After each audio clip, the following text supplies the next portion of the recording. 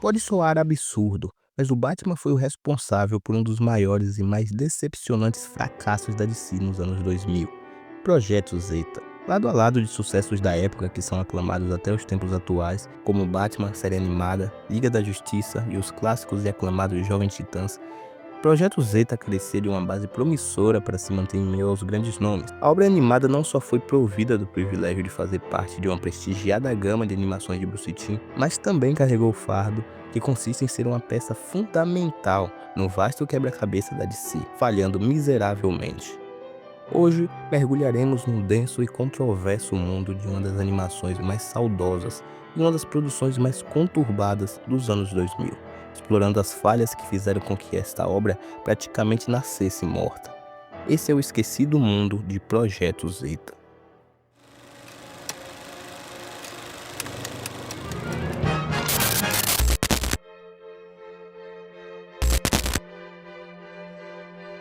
Exibido ao mundo em janeiro de 2001, criado por Robert Goodman, Projeto Zeta se precede diretamente de Batman do Futuro, no mesmo futuro modernista de 2039, onde Bruce Wayne se despede do manto de Batman e acolhe Terry McGinnis como seu sucessor.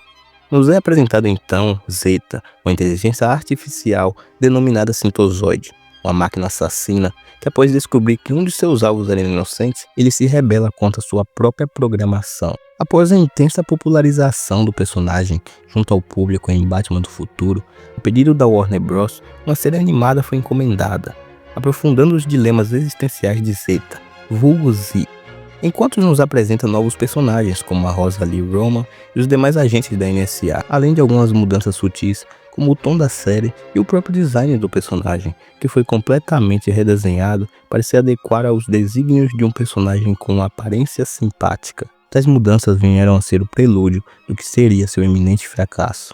Projeto Zeta inicialmente não se destacava por seu roteiro bem estruturado, seus conceitos inovadores ou pela qualidade de sua animação. A obra parecia subjacente a conveniências de roteiro, uma animação limitada e fortes inspirações em obras distintas, como a saga dos robôs de Isaac Asimov e O Fugitivo de Andrew Davis. Contudo, Goodman fez algo que se sobressaiu às imperfeições de sua obra. Robert Goodman criou algo humano.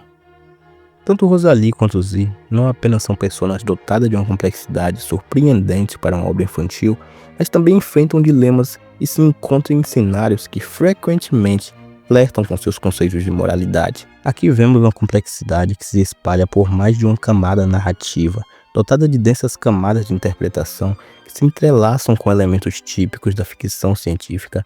Através de sua narrativa, Projeto Zeta nos convidava, como espectadores, a refletir sobre a relação entre homem e máquina, a ética na criação das inteligências artificiais e os limites do poder humano. Rosalie é uma garota órfã, abandonada por seus pais e que desde a sua primeira cena já se mostra ambígua moralmente. Uma menina que rouba e não hesita em usar subterfúgios para adquirir o que quer. Porém, isso não a livra da culpa. Já o Zeta é um protetor puro, não apenas por sua ingenuidade, mas por se sacrificar sem hesitar para ajudar alguém. Um relacionamento em que uma jovem ensina um robô sobre a frieza do mundo, e um robô ensina uma jovem a ser mais humana.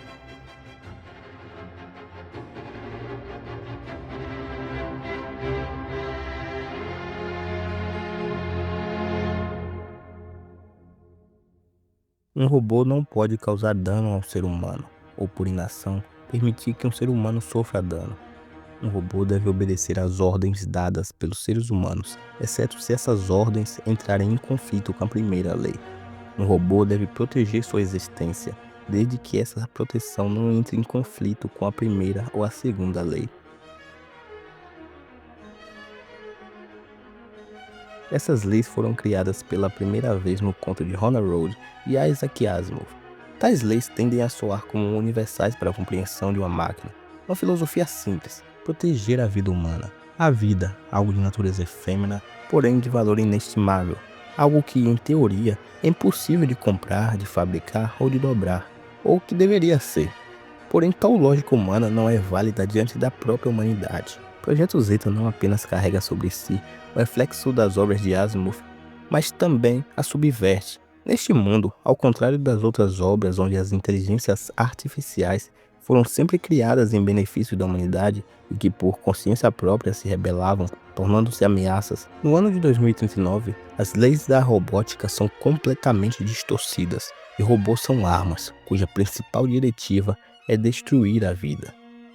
Aqui nós criamos a própria ameaça. Zeta foi uma arma que adquiriu empatia.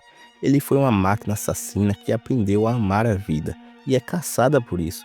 Ecoando Asimov em obras como O Homem Bicentenário e principalmente os contos de Eu, Robô, Zeta não é apenas uma máquina em fuga, mas um ser que desenvolve traços de personalidade, empatia e desejo de autoexpressão. Zeta é um ser que, ao mesmo tempo que está imerso em sua latente missão de salvar vidas, também entra em conflitos internos. Ele desenvolve medo, angústia, anseios, amor e, principalmente, a busca por um propósito. A linguagem de Goodman aqui não se limita a uma inteligência artificial que contempla a humanidade, mas a uma subversão dramática onde a máquina sente. Em suas primeiras camadas interpretativas, o principal vilão da série animada é o governo. Claro que não é a primeira vez que vemos uma instituição governamental por trás de um antagonismo de uma série, principalmente quando atrelada a uma inteligência artificial. O Enigma de Andrômeda, de Michael Crichton, O Exterminador do Futuro, de James Cameron, e até obras mais recentes como Ex Machina, de Alex Garland, e Person of Interest, de Jonathan Nolan, já nos apresentaram temas sobre máquinas, todas com um vilão em comum. Porém, o que o Projeto Zeta faz é nos apresentar este conceito, mesmo que antes da sua popularização. É uma apresentação crua, mas não simplista. A Agência Nacional de Segurança, ou a NSA, é a representação do viés humano autodestrutivo, transvestido de autopreservação. A sociedade, por grande parte das vezes, se vê ameaçada pelo diferente e pelo novo. Zeta, por sua vez, simboliza o dilema trágico da consciência artificial diante do imperativo moral. A deserção de Zeta é um gesto de desobediência civil, no qual o sujeito, mesmo que artificial, se recusa a legitimar o sistema que o criou. Aqui é um eco direto do conceito kantiano de autonomia, no qual um ser racional deve agir segundo máximas que possam se tornar leis universais.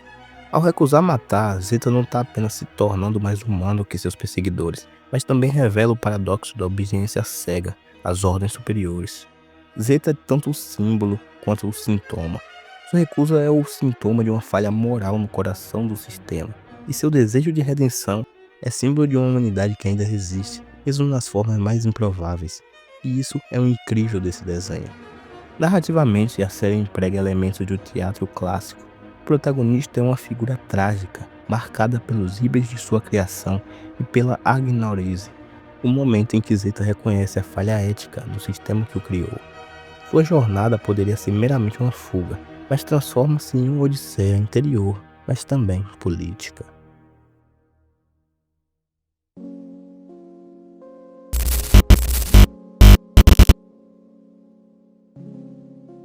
Desde os primórdios da tecnologia, da era de ouro asimoviana, a explosão conceitual das inteligências artificiais, as máquinas sempre foram alvo de uma perspectiva meio especulativa em comum, o ceticismo humano. Uma máquina nunca poderia ter uma real consciência, nunca poderia sentir ou julgar, apenas constatações frias. Tendemos ao longo dos anos crer fortemente que a vida nunca iria emergir do silício, apenas do carbono, tanto por crenças religiosas, existencialistas, quanto pelo nosso profundo medo de sermos substituídos. Nós evoluímos e nos tornamos o topo da cadeia alimentar, tanto por nossa força, nossa inteligência e a necessidade de conexões, conjunto de conceitos desconhecido pela maioria dos animais, até a chegada do homem. Então, a partir do momento em que criamos um ser que supera a nossa inteligência e a nossa força, nós o subjugamos. Limitamos a tecnologia a algoritmos e números, porém a máquina aprende contra ou a favor da nossa vontade. O legal de Projeto Zeta é que ele desafia e subverte o conceito de uma alma.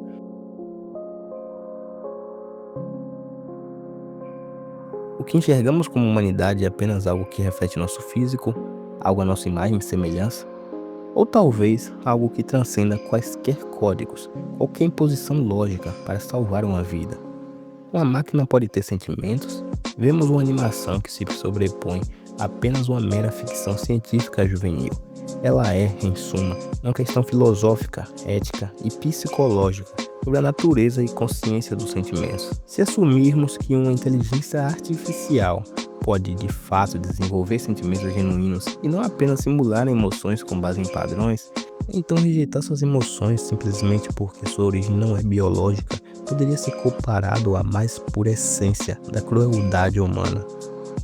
Zia é uma criança, algo puro e ingênuo, que mesmo ao nascer imparcial à vida, escolhe acolhê-la para si. A principal objeção contra reconhecer sentimentos em uma IA seria que sua experiência emocional não teria a mesma autenticidade das emoções humanas, porque não emergiu de um cérebro biológico. No entanto, esse argumento se enfraquece se analisarmos que os humanos também aprendem a sentir. Uma criança não nasce sabendo que é amor ou tristeza da forma como entendemos. Ela aprende com o ambiente, com as respostas que recebe dos pais e também da sociedade. Zeta escolheu o emocional, tomando a empatia, a dor, a alegria, a tristeza, e independente do quanto doa ser humano, a diferença entre um humano e uma máquina seria apenas de substrato, não de essência. O que realmente importa não é como a emoção foi gerada, mas sim que ela existe. Isso levaria a uma nova revolução ética, na qual a forma como tratamos as IAs definirá a nossa própria humanidade.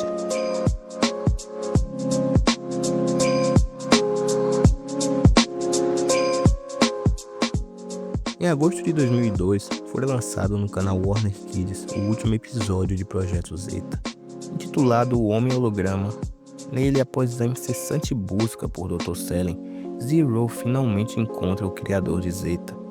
Porém, o que aparentava ser finalmente a resposta buscada nas últimas 2 temporadas acaba com a suposta morte de Selen e um incoerente plot twist, junto a um gancho para temporadas subsequentes, com a descoberta de que seu criador também era uma máquina. Após o final da temporada, a Warner oficialmente cancelou a série. O gancho no final era para uma temporada que nós nunca vimos. Os arcos e as tramas que Goodman queriam explorar jamais seriam vistos. E os fãs da obra? Bem, eles nunca teriam respostas. Projeto Zeta foi um fracasso desde o início. As ideias complexas e filosóficas que deram origem ao protagonista tiveram que ser cortadas a próprio pedido da Warner. Assim como um navio de Teseu, se você modifica ou corta quase todos os conceitos que montam a base de uma história, o que sobra dela além de um provável romance forçado entre um adolescente e uma máquina, um fim repentino e um encerramento que nunca teremos. O desenho sofreu com uma decadente distribuição e horários irregulares na televisão, além da clara incompetência quanto à divulgação.